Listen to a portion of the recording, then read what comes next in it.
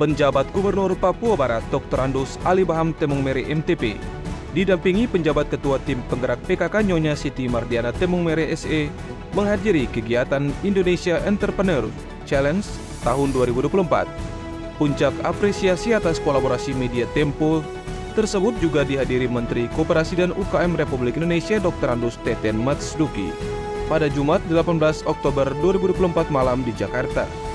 Dalam kesempatan itu, Menteri Koperasi dan UKM mengatakan agenda ini sekaligus merayakan semangat kewirausahaan dan membuka ruang sebagai pilar penting ekonomi Indonesia. Selain itu, melihat cita-cita menjadi negara dengan berpendapatan tinggi tahun 2045, diperlukan peran sektor UMKM. Selanjutnya, rata-rata negara berkembang jika menginginkan pendapatan tinggi rata-rata entrepreneur 4% dan Indonesia hari ini sebesar 3,47%. Ia berharap kedepannya wajib melahirkan entrepreneur ekonomi baru yang mempunyai daya saing global yang terhubung dengan market, inovasi, dan produksi modern. Memainkan peranan penting di dalamnya. Ada sebanyak 64,69% dari total populasi penduduk kita, yaitu anak muda.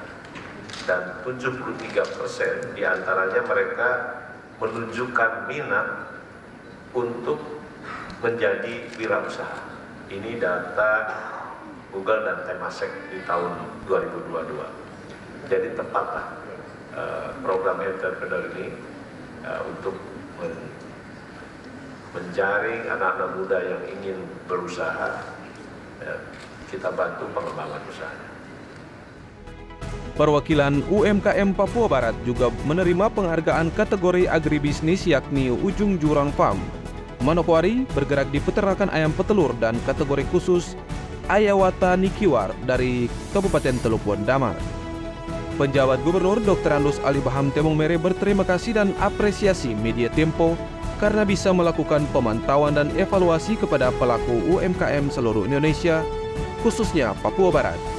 Ini tentunya membanggakan dari sekian banyak yang ada di Papua Barat, dinilai sudah berkembang dan peluang menjadi contoh penggerak bagi UMKM lainnya.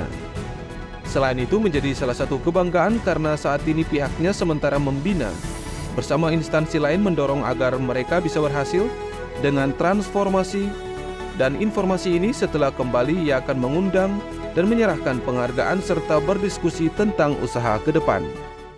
Tentunya yang pertama kami berterima kasih kepada Tempo dan juga memberikan apresiasi karena bisa melakukan pemantauan atau evaluasi terhadap pelaku usaha UMKM di tentunya seluruh Indonesia, tapi lebih khusus di Papua Barat.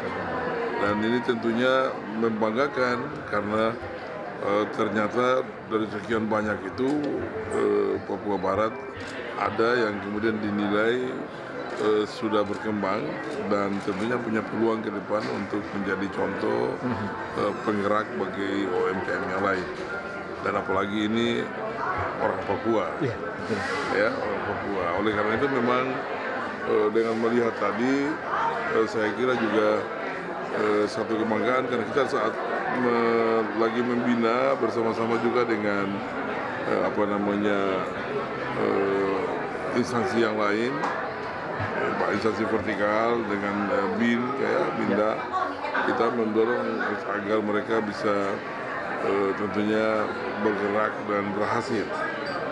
Tentunya dengan informasi malam ini, setelah kembali tentunya nanti kami akan mengundang, menyerahkan piala malam ini, dan juga tentunya kita akan berdiskusi tentang bagaimana usaha-usaha ke depan. Kira-kira Direktur PT Tempo Inti Media Harian, Meki Sofiansyah, melaporkan ini merupakan kali kedua terselenggaranya IEC. Di samping itu, perluasan kegiatan menjadi optimal termasuk dilakukan bersama daerah seluruh Indonesia. Tahun ini sebanyak 62.000 UMKM masuk dalam pantauan dan beberapa diantaranya diseleksi, mewakili kelompok UMKM potensial untuk didorong lebih besar. Kali kedua sebetulnya Tempo menyelenggarakan Indonesia Entrepreneurship Challenge. Ini 2 tahun terakhir lompatannya luar biasa karena inisiatif ini sebenarnya dulu dimulai sebelum COVID. Kita mulai dengan Young Entrepreneur Challenge.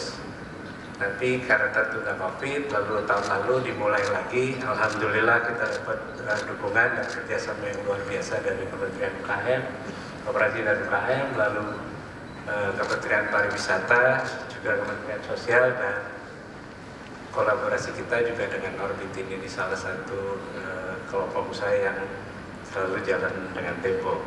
Alhamdulillah, maka perluasan kegiatan itu menjadi lebih optimal, termasuk mulai melakukan penjaringan dengan berbagai daerah-daerah di seluruh Indonesia. Dari Jakarta, Media Diskominfo Papua Barat melaporkan.